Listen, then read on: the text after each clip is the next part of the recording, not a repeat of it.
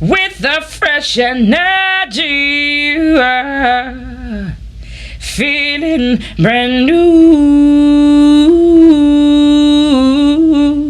It's about being spiritually open. What's up, everybody? It's your girl Symone Titania Major, and you are back for another episode of the Indie Seat. So yeah, it's been all day.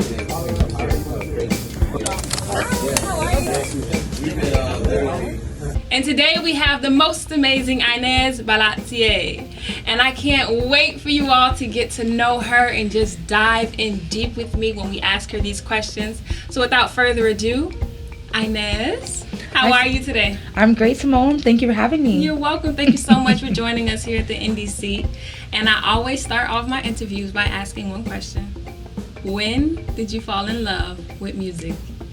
In the womb. In the womb? Yes, Wow. in the womb. My father's a musician, so when I was in my mother's womb, he fell in love with Tracy Chapman, and it was 1991 when I was born, but her second album came out, and it was the album with Revolution and all her Revolution songs, and he played her all the time, day in and day out. And it's funny that I have similar voice traits from her. Growing up, I grew up in a family that had rehearsal in my home, so we had band rehearsal, Haitian drums, horns, the big band thing. And I was a baby, and I would go to my father's rehearsal, and I would be in diapers with a big afro, no clothes on, just with a whistle on my neck, because he would come to me and grab the whistle so he can play the breaks for the drums. So I fell in love with music in the womb. I was born into it. So you were born into it. Yes. So you're telling me that your entire family are they musicians, or did they start off is it a church band, or is it a actual performance band? So everyone in my family does something artistic. It could be music or art. Everyone is artistic. Every single member of my family.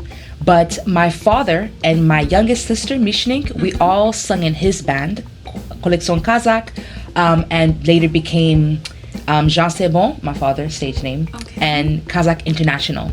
I started with my father's band at 12. My sister was 10 or 11 at the time, and we rehearsed at Tap Top Restaurant, which not sure it exists anymore, but it's the only Haitian restaurant in Miami Beach, and I performed there weekly, every Saturday with my father.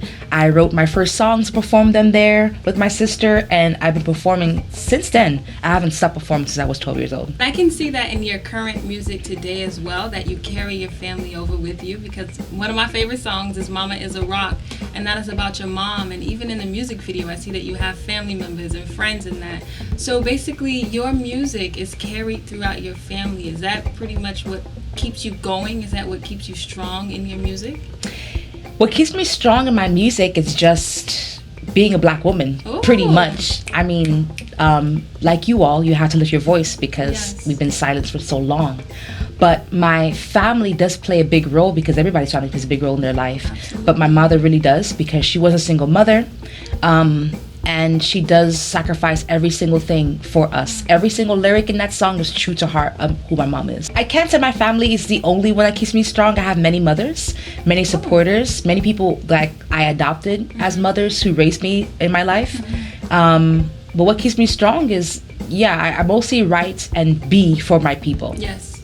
And so in your writing process, are you thinking about things that are going on around you, or are you thinking about past experiences, or are you thinking about dreams or concepts that you might want to see one day when you're creating your music and you're writing? Because you're a singer-songwriter, yes? Yes. So what comes first of all? Is it the music? Is it the lyrics? And then what drives that whole process? So most singer-songwriters will tell you that everything comes first, doesn't matter, there's no order. Yeah. For a singer-songwriter singer me, most of my songs do come melody with words, like a stream of consciousness. Yes. I write about everything in my life. I write about people in my life, other people's stories. I write about what's going on in the world. I write about the Black experience. I write about the women experience. Everything that I'm living, I write about. I probably won't write a song about male masculinity because I'm not living it, but everything I'm living, yes, I write about, and the people like me, I write about. And I do play guitar. I do play drums, so songs come in every form. If I were to go to a drum circle, I could write a song. If I go to a jam session, I could write a song. We can write a song right now. the songs come in all different forms, but it definitely is an energy coming in Absolutely, me. absolutely. And when you bring up energy, I'm glad you touched on that, because I've seen you perform before, and when you're on stage, the energy is so electric. When I tell you, it makes you want to get up and dance. Sometimes it makes you want to cry, it makes you laugh, and you want to dance with people that you've never met before. And so when you're performing, what is that like? Do you typically look out into the audience to get your energy from them, or are you just already bringing that energy and you want them to feel it? What is that? Do you all play back and forth, or? I bring energy and people give me back energy. I always bring energy, even if I'm dealing with the worst situation ever. Some of the times I go on stage, it's either I have an argument, I'm crying or something before, Really? and I cut it off just for the stage. Yeah, I've been doing it for so long that you know how to just cut it off when lights, camera, It's action. work. Yeah. Exactly. And it's yes and no. It's not work, but it is experience for me. It's always a spiritual experience to be on stage, to be in person. But sometimes on stage, I do have an energy that comes inside of me, and it's not like I'm being possessed or anything. It's just this high energy chills around my body, and sometimes it could vibrate so much that it makes my fingers vibrate on the guitar. Sometimes it makes my legs tremble.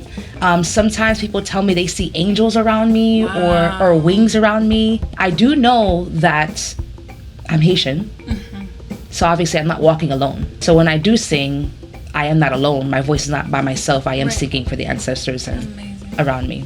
Do you typically travel international? Do you travel just throughout Florida?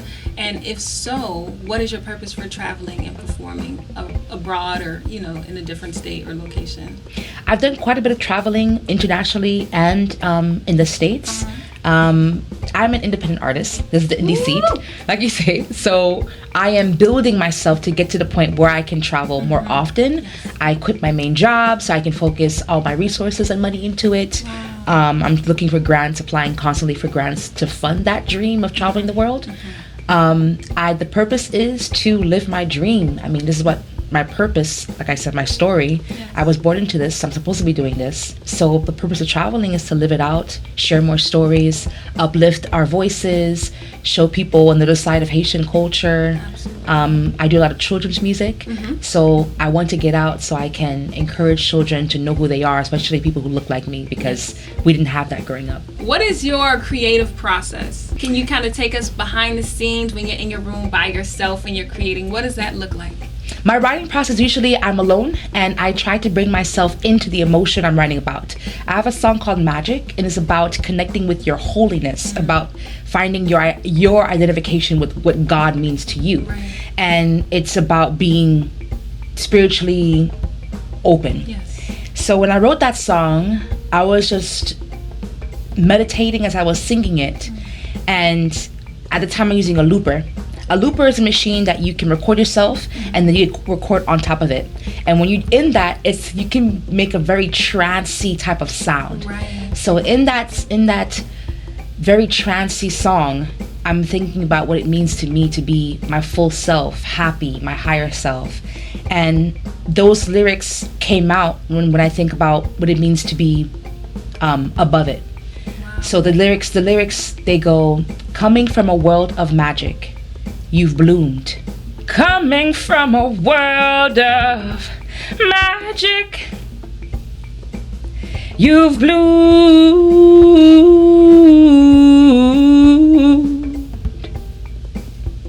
With the fresh energy, feeling brand new, because you are perfect, you deserve it, be who you are. As I'm writing, my God, it's amazing. So as I'm writing that song, I'm in that trance, thinking about what it means to be holy, what it means to be free. Do you feel that it is the responsibility of an artist to reflect and showcase what is going on in the current times, or do you stick with specific topics that you already have? When it comes to artists and responsibility, it's weird to me to talk about it, because I feel like every person should just give themselves the right, give themselves the label what you should be doing. I myself, because I identify with Black Lives Matter, I took it upon myself to write a song about it, to go to a protest, to get involved. But I wouldn't shame anyone who's an artist who doesn't want to talk about it, because it is very dramatic. But I don't see how you could be in this world as an artist and not talk about things that are around you. But at the same time, it's up to everybody else. Like, sometimes I feel guilty that I'm not doing enough as an artist. Sometimes I feel like I should keep the activist or be an activist more than an artist. But at the same time, if everyone was the same thing, we wouldn't have the artists who support the activism. Right. And throughout history, artists support the movement, not in the street, but with the music, with attention, Yes. even with money. I mean, Shaka Khan, a bunch of artists gave money to the Black Panther Party. So it's not that you have a responsibility to be the voice, Right. because there's many people who are a lot more equipped to handle Yes. organizing than an artist per se. So I used to feel guilty about it, but no. If you choose to be the voice for their people, if you choose to be a voice for your environment, that's on you. But if you don't, I don't think anybody should shame you for it. In regards to social media, you know, and we talked about Black Lives Matters, and we talked about the pressure of artists to be able to talk about things that are currently going on. Do you feel a lot of online pressure? Do you feel pressure to post about things that are happening? Of course you feel pressure to post about it. Yeah. Because people are looking at you to say something. Yes. They're thankful when you do say something. There's definite pressure, like I was talking about before, about artists being activists. There's tons of pressure, especially when you look like me, talk about what I talk about, unapologetically pro-Black. Of course there's going to be pressure, and of course there's going to be backlash. Yeah. My name is Inez Barlatier, and you can catch me on social media at Inez B Music, anywhere. My name is Symone Titania Major. You can catch me at SymoneTitania.com. And I want to thank Context of a Generation. Thank y'all so much for tuning into the Indie Seat. Have a wonderful and blessed day. Peace.